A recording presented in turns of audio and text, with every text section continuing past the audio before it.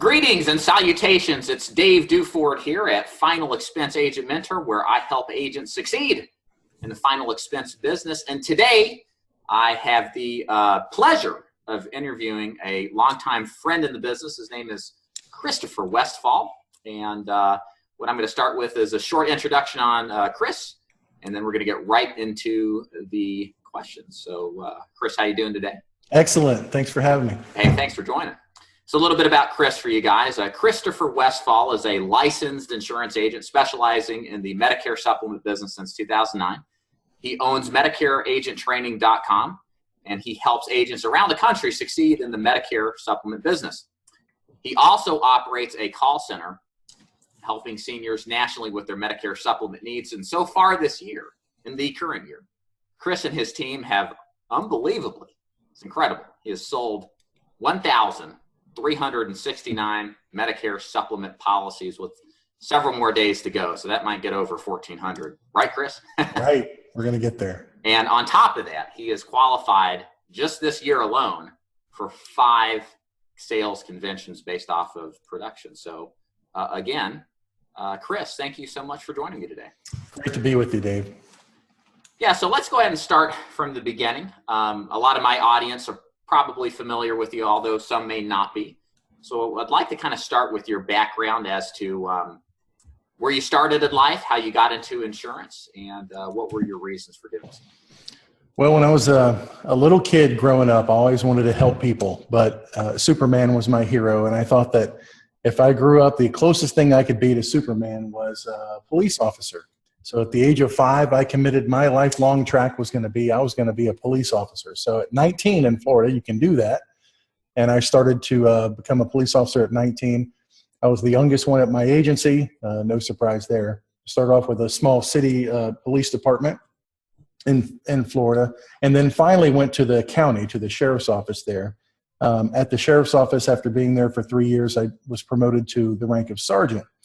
And then for the next 13 years, I stayed at the rank of sergeant and always looked at the next promotion level, which was lieutenant, and what that would make me. As a sergeant, I could work overtime, so I was making about $70,000 or $80,000 a year. As a lieutenant, it was capped out at salary at $58,000 a year. So I went to my superiors and I said, how are you going to get quality people to move up in the ranks and accept lower pay at a salary base of $58,000 with no incentive and no overtime opportunity? And they told me, well, that's just the way it is. And being one of the lowest paid agencies in Florida, I had to do something else. So I'd had my insurance license for a while, and I started doing final expense part-time. So we would work 2 days on and 2 days off at the sheriff's office. And so I would do final expense on one of my 2 days off. And my goal, and I hit my goal most every day I can remember, was to make $1,000 a day and then quit and then go home and be with the family. So it really helped to supplement my income, and that's basically how I got started doing insurance. Right. So you came into this business like most people. Selling insurance was probably the last thing you ever imagined yourself doing, I'd imagine, correct? That's true. That's true. It's funny how we kind of stumble into things that, we have no conceiving of. I remember when I was getting into insurance, last thing I ever thought about doing was life insurance. I couldn't imagine a least sexy job.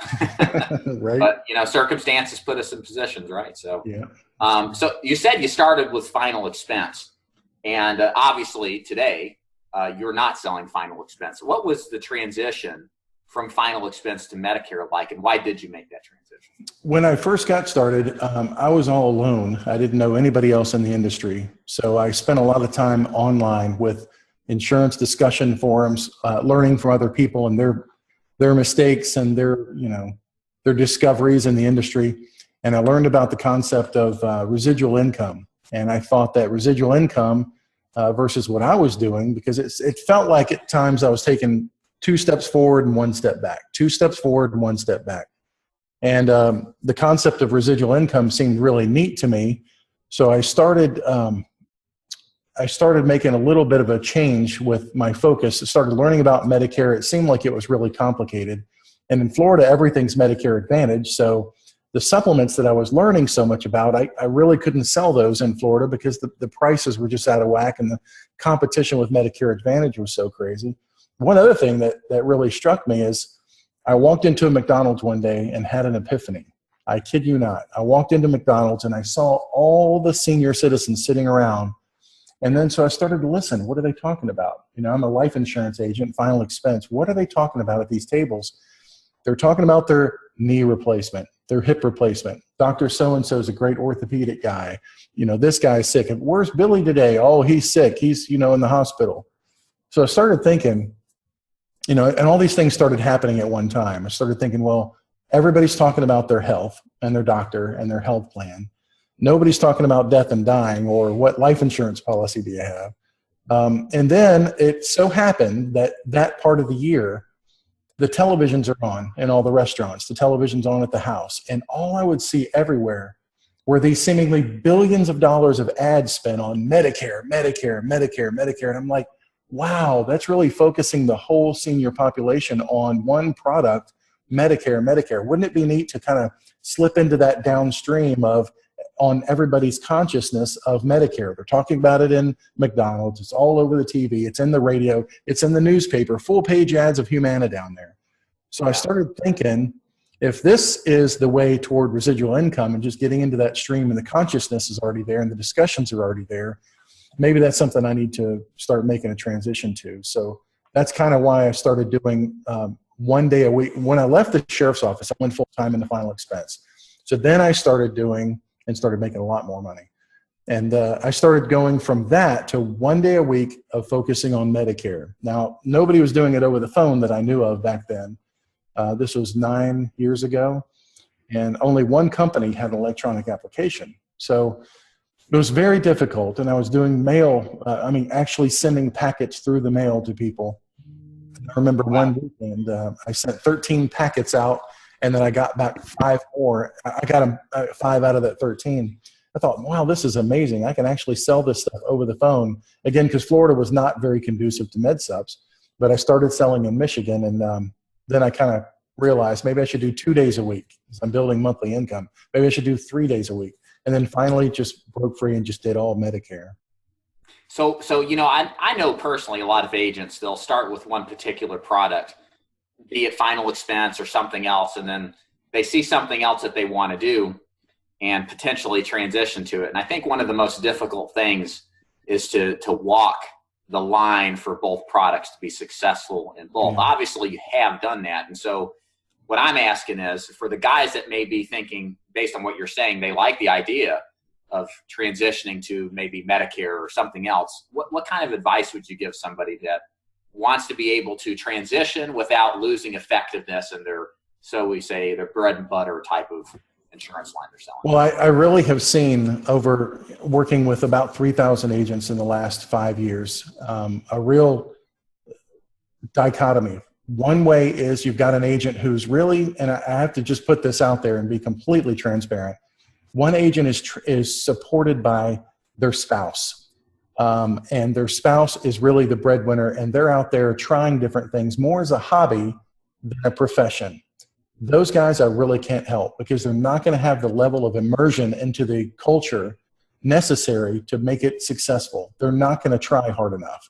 If it gets a little bit of resistance in there, things don't go their way, they don't understand the answer to a question, and they're not going to go open an underwriting guide to get the answer. They're just going to pack it up and go, see, honey, I tried this, it didn't work. The other type of person is a person who has burned the bridges behind them. They have no more career to go back to. This is where they've decided to put their focus, and they're all in. They're not dipping their toe in the pool. They have jumped into the deep end of the pool no matter what it takes. They feel like they treat the business like they've invested their entire life savings.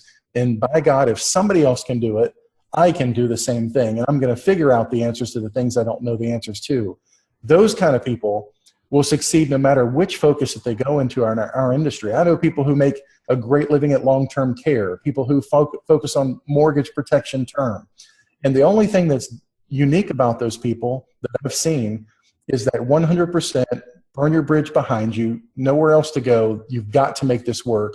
And again, if somebody, and I found one mentor when I got started doing it over the phone. There was a guy in Texas that my first FMO that I found put me in touch with on the phone. And the guy said, yes, it's possible. We do it all day long. Nobody else is doing it, but yes, it can be done. And that's the trigger that I needed. That's all I needed to know. He didn't tell me exactly who to sell, how to sell it, how to get the signatures over the phone. None of that detail stuff, none of the technical. He just said the concept works. It's a proven concept and it absolutely works. So with that proof of concept, I just jumped all in. And it's those agents who decide to do that and make that mental decision, and it's all mental. When they make that decision, then there's no stopping them, and there's no end to the income that you can build. You know, it's funny as I do these profiles of success, not just in life insurance or insurance in general, but just in success in life. It many times, the people who are successful seem to have all the odds against them. You know, sometimes I've thought in my tougher days where I think, man, if I didn't have a wife, if I didn't have kids, if I didn't have these financial obligations, I'd make it. You know, and I know some people think the same thing too, but you've got a lot of kids. You're married. I've got a lot of kids. I'm married. And for some way, somehow, if there's a will, there's a way. And if you just apply yourself, it's amazing the kind of results you can get. Whereas what you're saying just a minute ago is so true. There's some people that just don't have the fire burning underneath them to go out there and give it their all because, frankly, they don't have to. They're comfortable. They've got some sort of thing in their way, and you're 100% true. You really have to risk it all if you really want the big success. It's just it's so true for so many successful people, probably all. Very true. So you transitioned into Medicare. Took you some time. You were obviously doing something very few people were doing back in the dark ages of Medicare when we didn't have electronic applications, telephonic sales. Again, there's a will, there's a way.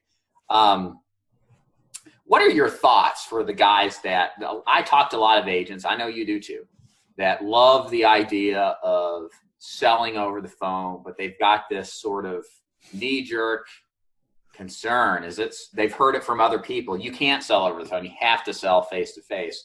What is your thoughts on the differences between selling over the phone, selling face-to-face, and how one can be successful with both, because you obviously have done both?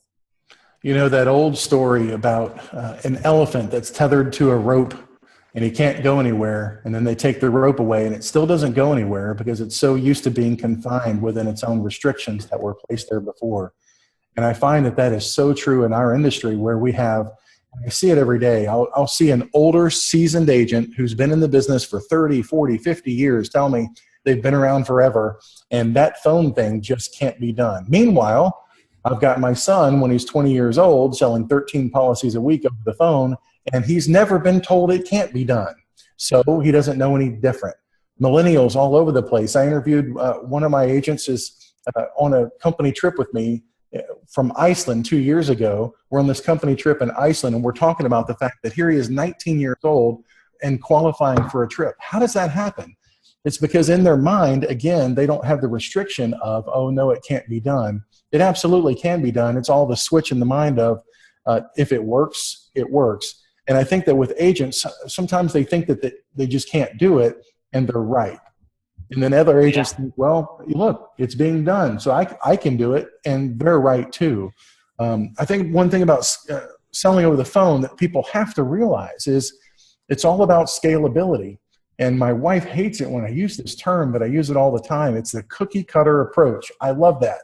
If something happens on a micro and you can add scale to it and grow it on a macro level, just doing the same exact thing, that's scalability. And what I found about selling over the phone is, the Bible talks about if one can put one to flight, whatever it is, two could put 10,000 to flight. It's growing exponentially. And that's what I found here in my office.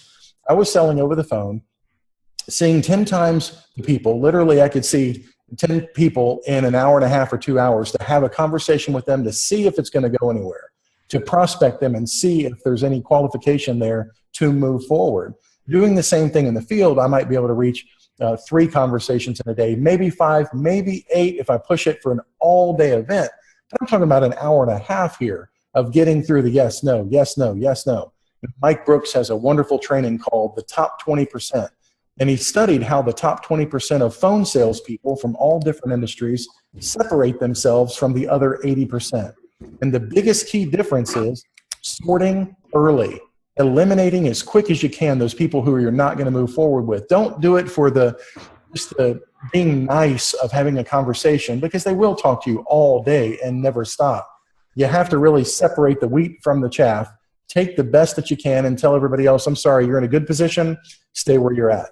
Well, you can do that kind of scalability over the phone so much more than you could do it face-to-face with what I call windshield time of just driving to see people. So imagine if you can see 10 times as many people, talk to them over the phone, have a conversation with them and weed them out, and you only are 50% as effective as you could be face-to-face. For the agents who say, oh no, people won't buy over the phone, bet me, they buy over the phone all day long. But let's just go with that premise. Let's just say that you're 50% as effective. So, oh my gosh, you're only going to close half of what you would have closed if you were face-to-face. Yes, but I can talk to 10 times as many people. So it's that margin of scalability that gives a 50% at minimum boost on my income. And then you look at scalability. So in my office, I've got 5 other agents in here. So we can all be talking on the phone at the same time to people and bringing in more and more and more quality people.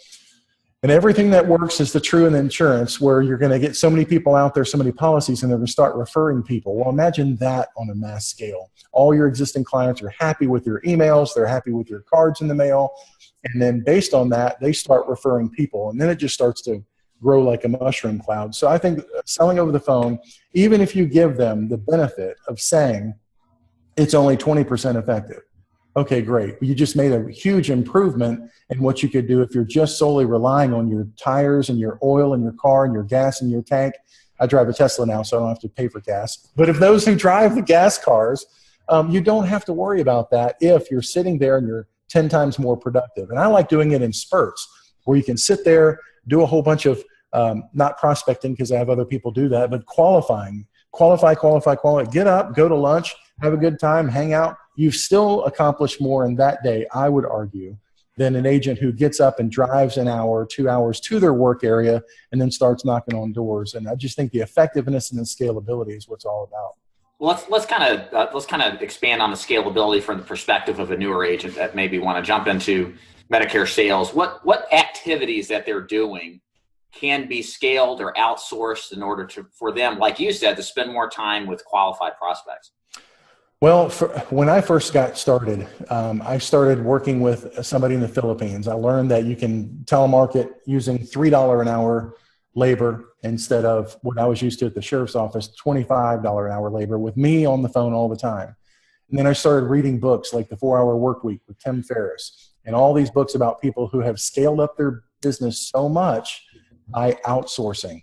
So I started it. I went to a website, found somebody. Her name was Beverly. She was with me for over 3 years. I had to go through 5 other ones, though, that didn't work out before I found the good telemarketer. And then every day, she got better and better and better. But every day, she would go out, prospect with my simple script, asking if people are interested in saving money on their Medicare Supplement plan. Have you been in the hospital in the last year? Something like that. It was very basic at the time. And then I would get a list every day of people who were interested in talking to me. Then I transitioned her into saying, look, if you're interested, I'm going to put you on the phone with Mr. Westfall. And she would build me up, like edify me before I got on the phone. That was so key. She would then give them my website. And so they would spend some time on my website, seeing me, hearing me, finding out they could know, like, and trust me before we even got on the phone. So my level of credibility when I finally got on the phone was way up here. That was a big difference. So I no longer had to prospect. And that, as I find with agents, is 90% of the stress of doing the Medicare business is the prospecting, the constant rejection. And the good thing is there are people on the other side of the world who would kill to do that for $3 an hour, who are loyal, who will show up every day. They speak 90% great English, good enough to be effective at helping you scale your business. Like my son right now, like I said, he just turned 22. But he's got 7 telemarketers on the other side of the world constantly feeding him new leads every day. So he's talking to the cream of the crop only. And he's just found that he's cranking out applications all the time because he's no longer doing the $3 an hour work, because work is valued at whatever the lowest price is somebody's willing to do that for. So if you are making $100,000 a year, but you're doing $3 an hour labor, somebody else is willing to do that. Even if they can't do it at 50% of your effectiveness, get them to do it and then scale them up at $3 an hour. so that you can do the bigger things, which is qualifying those people and then getting them in the applications. And in my case, I found another licensed insurance agent, put him in the qualifying seat. So it went from cold call to a qualifier who only set appointments for me to do the applications. And then that's when everything started rocketing up. And before I forget, Chris, you do have a program in which you help agents in the Medicare business do exactly what you're talking about, finding reps overseas to do the qualification. Can you talk a little bit about that for anybody who's interested in possibly leveraging the same? Yeah, I started telling that story a couple of years ago about how I got started. And for somebody who doesn't have a big social media presence, who doesn't go out there and buy online leads and go to internet conferences all year like I do to study all that stuff, how would they best position themselves given a limited budget to get their business started? So I say, look, you should start like I did with a telemarketer. And now we have a business called trainedtelemarketers.com. And all that business is a team of people, both in the US and in the Philippines, who constantly recruits, trains, and gets people set up on the predictive dialer so that these people are ready to go turnkey and they can just go at it. And we've sold 350 telemarketers through that service in the last year. And what I've seen in my agency is for those agents who have contracts with me, and a lot of them don't, but those who have contracts with me, that old saying, a rising tide raises all ships. I've seen the massive increase in the agency production. I think we're number 7 as an agency in the United States for Cigna production this year, solely because the agents have people to talk to and they've got somewhere to go to get that prospecting thing off their plate and somewhere else. So I'm not trying to pitch trained telemarketers, but just having that service that we saw a need, everybody's spending so much time trying to find the good person. So we figured, hey, why don't we just make an entity, put a team together that does nothing but that, so that the agent can, again, go back to selling and doing what they do best. Yeah, and thank you for explaining that, because I've actually had a couple agents that have done business that work with me, but have done business with the Trained Telemarketers program you have, and they love it. They've had great success with it, and there's a lot of guys that would benefit from that. So I wanted to make sure that we mentioned that. Kind of building on back to what you do. Now, one interesting thing that I think agents will find is that, correct me if I'm wrong, Chris, you don't sell any Medicare Advantage. Is that correct? Correct. None, zero, just Medicare supplements. And that's right. There's a lot of guys out there who just think, how can I actually make a living selling Medicare without selling Medicare Advantage as well? What's your thoughts on that? And could you kind of expand on that? 4 years ago, I moved from Florida to our current home in Charleston, South Carolina. We just love the culture. We love the area. And so here I had the opportunity to do Medicare Advantage if I wanted to, or Medicare supplements, but I'd have to do it more in person, because here's what I found. The Kaiser Family Foundation at the beginning of 2017, they found that there are 2,034 different Medicare Advantage plans across the United States. Now, I'm licensed in 46 states, so I have a big view of the country. With Medicare supplements, we have Plan G, Plan F, Plan N that we sell. They're the same plan across the country. Same exact benefits, same plan, very, keep it simple, stupid, very easy plans. I cannot fathom becoming an expert or even a walking idiot to sell somebody a plan with 2,034 different variations around the country. And then the same study showed that last year, 238 of those plans left the market. And then 271 new plans came into the market just in 1 year. So of that disruption, 400,000 seniors lost their plan because it was leaving the market. Now, I think that's horrible for seniors. They've been dumped off their plan on Medicare Advantage. But what happens to the agents that wrote that plan? They've got to scramble and replace that business, and they can do it during the annual election period, a small finite window of opportunity during the year. So what I decided was, with Medicare supplements, I can sell it all year long. I can sell it from January 1 to December 31st. No difference. I can sell it all year. With Medicare Advantage, I can sell it from October 15 to December 7. That's the window and I'm done. What I saw in Florida with my friends that were agents that I ended up meeting in Florida, they all had to do Medicare Advantage. And every year during the annual election period, somebody would lose a great deal of their business because a carrier would leave the market. When that happens, and it happens in Florida quite often, they would have to scramble to rewrite all those people And the people that they did have, they'd have to do a policy review with them during the annual election period, a small window of time. So when do you go gather new customers if all you're doing is replacing and servicing your existing block of people? You reach a barrier to which one person can even, handle that, service that line of business. With Medicare supplements, there's no service work involved. Nobody's calling me saying, I was charged the wrong copay, or my doctor left my network. No, it's any doctor in the country that accepts Medicare. Or my hospital didn't renew their contract with this company. What am I going to do? And my friends, again, who focus on Medicare Advantage, get those calls every single day. People yelling at them, screaming at them, threatening them to sue them, all that kind of stuff. So the regulation is huge. You've got to get a scope of appointment form before you can have a sales conversation with somebody. All the marketing you can do is eliminated from what I would look at. You can't do your own direct mail. It has to be approved. You can't do telemarketing whatsoever. You can't knock on somebody's door. You can't prospect online unless everything's been pre-approved by CMS. So there's a couple of reasons why I think it's so better to focus. I've always heard the statement that the riches are in the niches.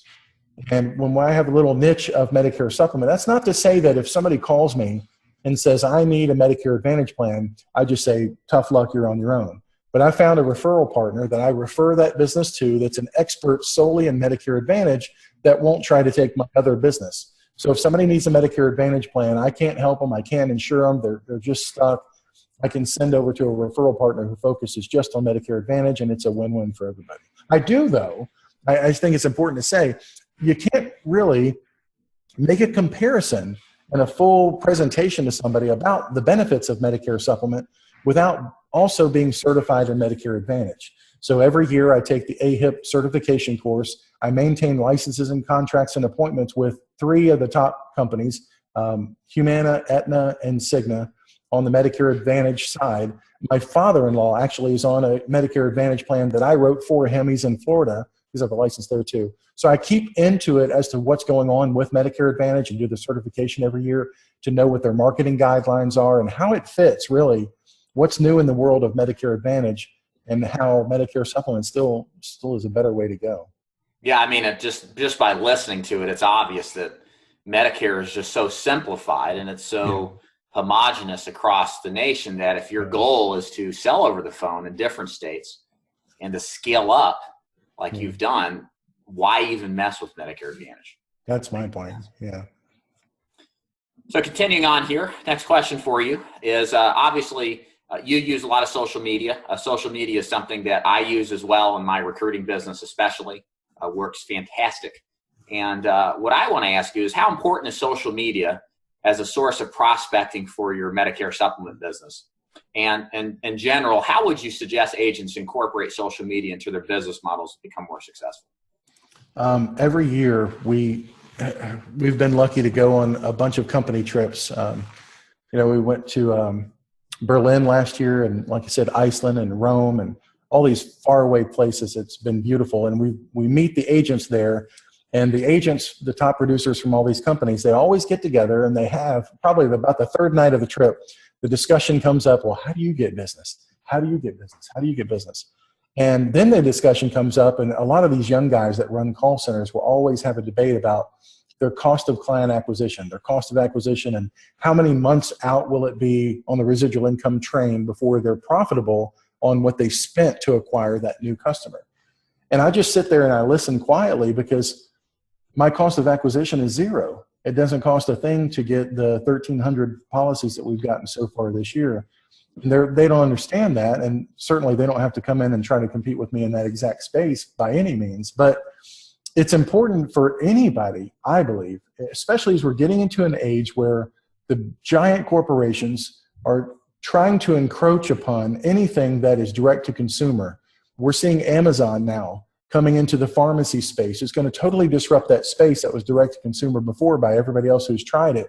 So when the likes of Amazon and Walmart start pushing Medicare supplements, because they are commoditized, they are the same thing.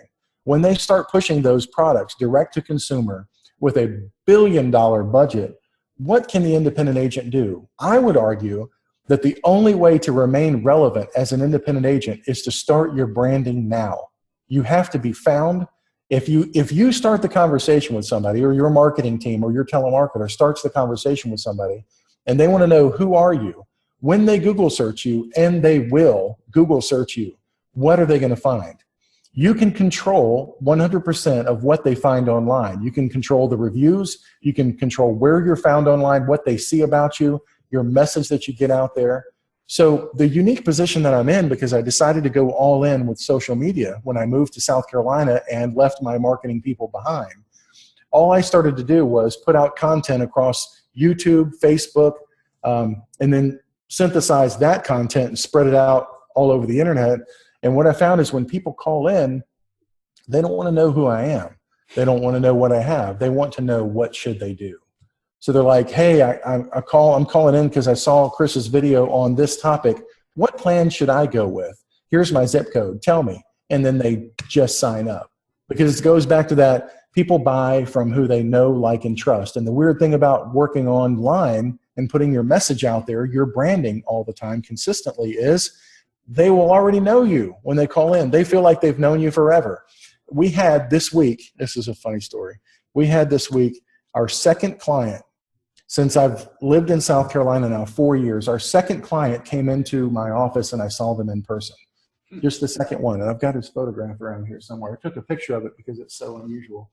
But he came in, shook my hand because he happened to be passing through town, going to a wedding, and just wanted to see me and shake my hand for our staff having helped him so much in saving money on his Medicare plan. But that's the unusual part. But the thing is, when he walked in, he's like, man, I feel like I'm meeting a celebrity. That's weird. It's weird, but it happens all the time. And then we get together with agent training events, like we did 2 live events where agents came from around the country this past year. And when they come there, they're like, wow, you're taller than I imagined, but I feel like I know you because all this stuff that you put out on video. So I think even at a small level, if you don't want to become a YouTube star, every agent should control the conversation with, when somebody searches you, what are they going to find? You need to build that picture as a brand, or else be lost in the sea of commodity, which is of every other insurance agent. And this week, my big project is I'm working on reviewing websites that my agents have. They've asked me to review their websites to see what they could do better. And the biggest thing that I'm finding is their websites are stuffy, they're boring, they're corporate looking, they're sterile. There's no kind of personality to them. Nothing jumps out and says, hi, I'm a person, let me solve your needs. And that's what agents have to do if they're going to remain relevant in a world of commoditization with Amazon and Walmart, all these companies looking to come in.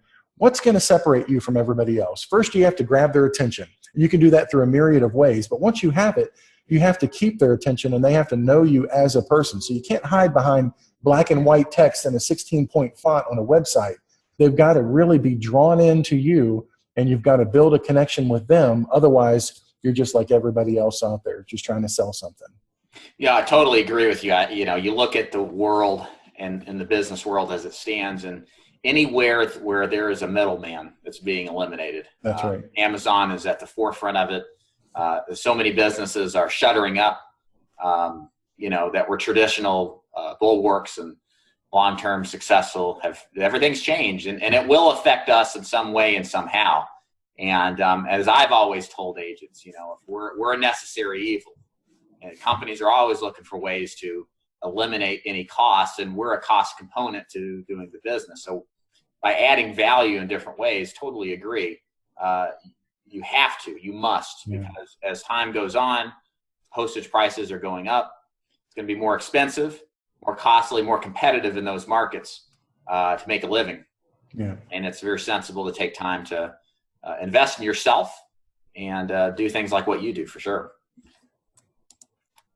Question for you, kind of building on this whole radical change in how business is being done.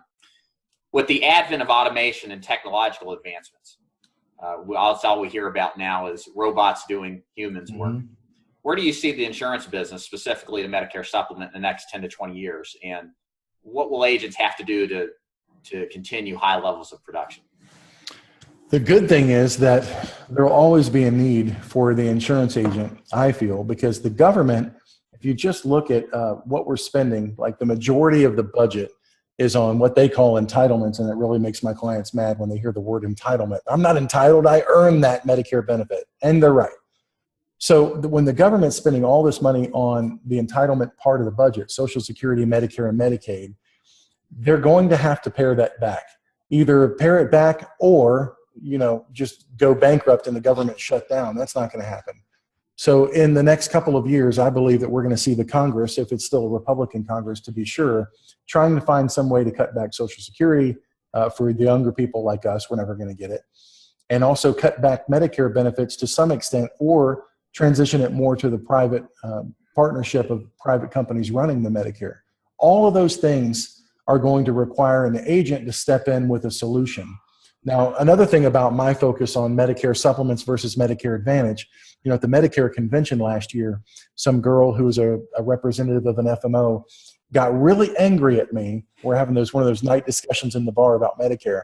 What do you mean you don't go after the Medicare Advantage? You're just, what'd she say? Something like, you're rich and you're discriminating against the people who are poor. I'm like, that's discrimination. I've just chosen my market. Of course, come to that. And I think that, people, so many agents don't understand when they're used to doing Medicare Advantage only, which usually costs nothing and they just need a signature and they're done.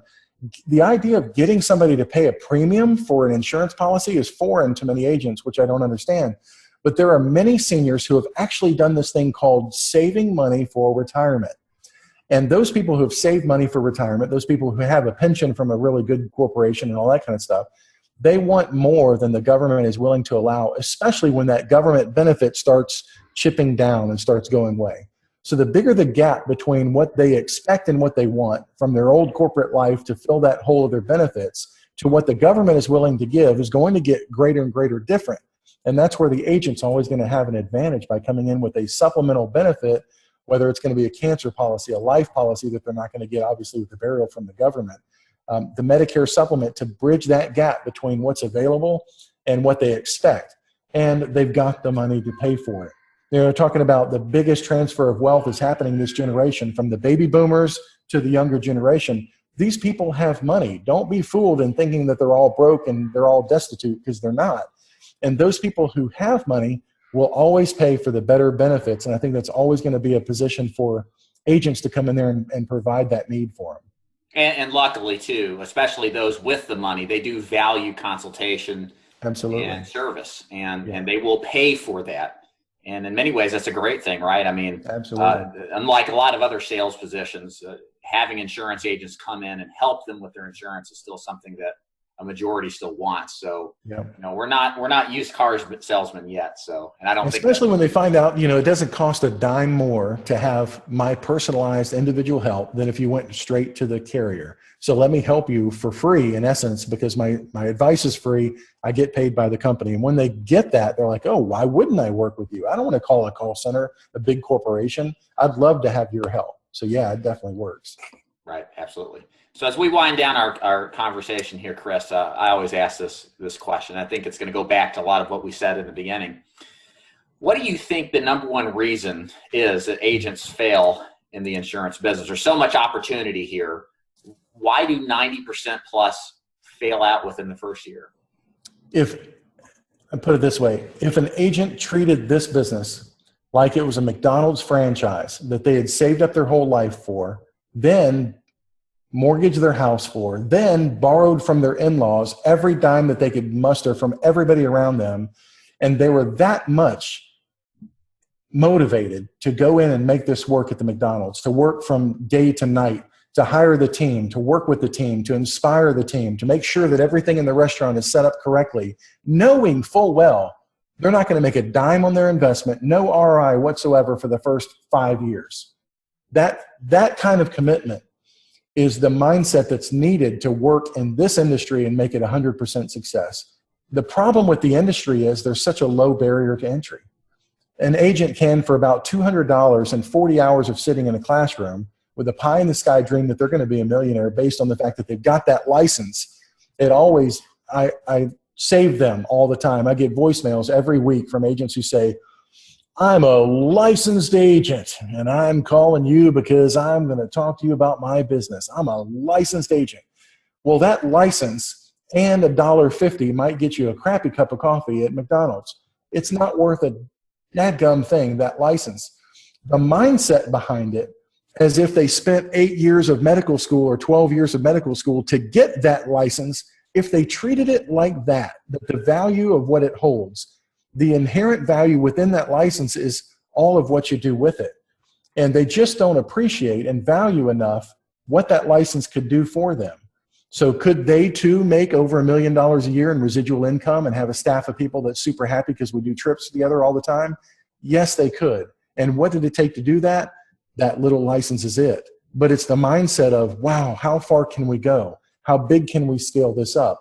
And I know call center owners in their 20s in Florida that are doing 400 policies a week with their call center because they see the vision, they want to run with it, they're willing to work day and night for it, and they're not accepting any excuses because they caught the vision and they know that it works. So an agent that has no vision, an agent who has no drive, an agent who does not have the expectation that if they don't get off their butt and do something with it, they're going to be on the street next week. Without that motivation, the insurance license is completely useless. It's a waste of time. And they need to go get a job where somebody hits them on the ass every day and says, you need to clock in, don't clock in late. And we all know people like that. They're just better off in an hourly job. But the people who are driven by incentive, the people who are driven by the goal of doing something much better than any employer could ever offer them, it takes that kind of mindset. And I think that's why we're the same on this, working on mindset, working on training your brain as to what's available out there, what's possible to do, and working on you yourself. That's the most important thing. It's not the technical thing of what product can I sell today, or where's the best market? What's the secret script? There's got to be a secret script behind it. All that stuff is crap and it doesn't matter. What Jim Rohn says is what you lack in skill, you can make up in numbers. And it's so true in this business. If you prospect 10 times more than the guy who barely gets out of bed, but he's good on the phone, then you're going to win. You're going to beat him every time. And it's available to do that if you're doing a scalable business where you can prospect 10 times more and talk to 10 times more people. So it all just comes down to motivation, mindset, making that decision that I've got the best opportunity available out there. It only cost me $200 to get here, but look what I can do. I know that I can make $1 million a year if I work at it long enough and hard enough, get good people to come in and work with me. And the thing about hiring people that so many people are afraid of is they're like, I can't afford that. I can't afford that. And I thought the same thing when I first hired my first assistant. How am I going to afford that? But when I sequentially started to double my business based on his production, and I get another person in here to help me, now I'm tripling my business.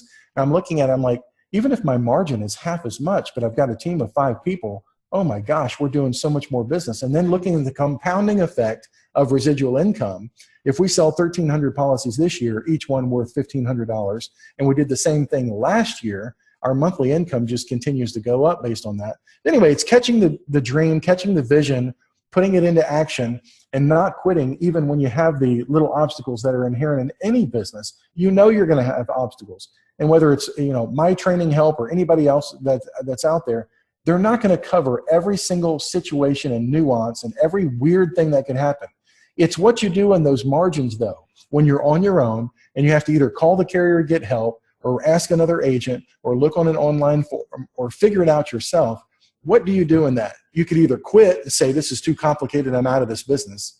Or you could press on, become a business owner, act like an entrepreneur, fake it till you make it, practice it till you perfect it, get the answer, and then wing it if you have to, correct it after the fact, but get through that application, get through the process.